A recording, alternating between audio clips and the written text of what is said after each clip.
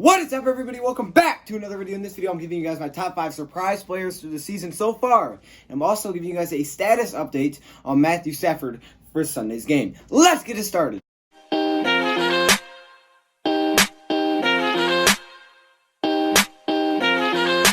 Guess what? Before we get into the video, I'd like to say shout out to you guys. I appreciate all of you guys for supporting. And if sometimes we disagree on certain opinions and stuff like that, that's okay. That's what makes sports talks fun. So, not everybody in the comment section is going to agree. I'm not going to agree with everybody, but that's okay because it's sports talk. It makes it more fun, and that's how it's supposed to be. So first off, we're going to talk about Matthew Stafford. Now, Matthew Stafford has been ruled out for Sunday's game already. Once again, Jeff Driscoll will get a start at quarterback. I'm pretty sure they knew this was coming. We'll see if Matthew Stafford plays again this season. He said he wants to. I don't know when that'll be. Maybe it'll be Thanksgiving. Who knows? We have no idea at this point. But right now, we do know that he will not play this Sunday against the Washington Redskins. Instead, it'll be Jeff Driscoll. Now, that's kind of cool because in this list, we are going to be looking at my top 5 surprise players so far through the season. Now, I'm going to be honest with you.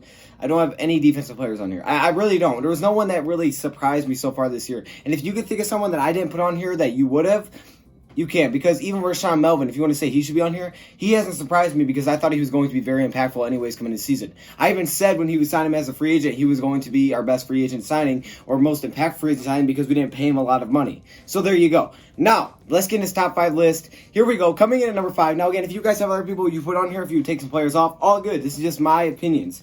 Coming in number 5, and it's easy to forget people. I forget people sometimes. Let's get into the list. Stop. Okay. Number 5 is Logan Thomas. Now, Logan Thomas doesn't have any crazy numbers, but he has put up some solid production, I guess I would say, from the tight end position. He's been more reliable than I expected. He's really become like our number 2 tight end. Jesse James hasn't had any crazy production, but sometimes that's just how you play, your play style, whatever it may be. But either way, Logan Thomas has had some solid numbers.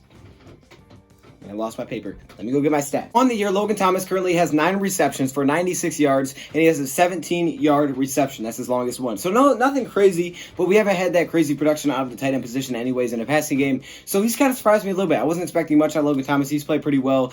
Now, coming in at number 4, I have Danny Amendola. Now, this is a good one. I think this one could be a lot higher. Amendola, I was expecting to come in and be a reliable target. That's what he's really been. But he's done even more than that. This guy is done a lot. Like, he's been our best wide receiver in some games, even with Marvin Jones and Kenny Galladay. Currently, Danny Amendola has 39 receptions for 452 yards, a touchdown, and 11.6 yards per reception.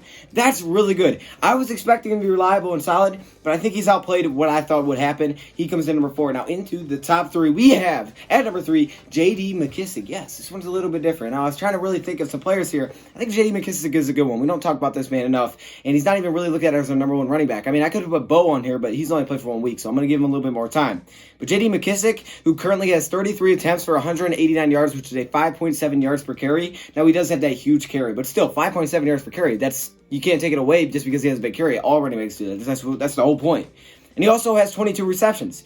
He has done a lot for the Detroit Lions. I love what I've seen from J.D. McKissic. I was not expecting this. He's made a lot of big plays. Very reliable running back and catch the ball very well. I'm glad we actually brought this man in. I was like, okay, that's just a move to fill up that running back spot. He's been very impactful. I'm glad we brought in J.D. McKissic. Now, into number 2, because right now we've had a lot of running backs that have been injured. He's been one of those reliable guys. Into number 2, I have Jeff Driscoll. Yes, Jeffy Driscoll, who is now going to play his 3rd game. Now, he wasn't great against Chicago, but he is a backup quarterback, and he's very young, and he played a pretty solid game. I'd say a really good game, actually, against Dallas, considering all the circumstances. 3 touchdowns on the season to 1 pick.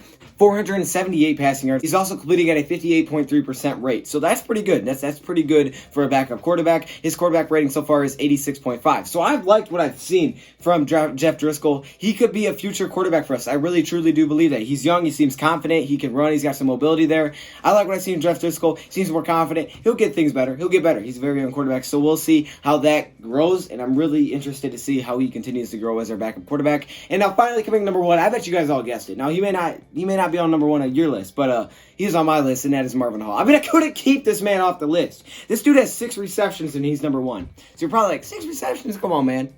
But he is averaging 40 yards per reception. That's not made up.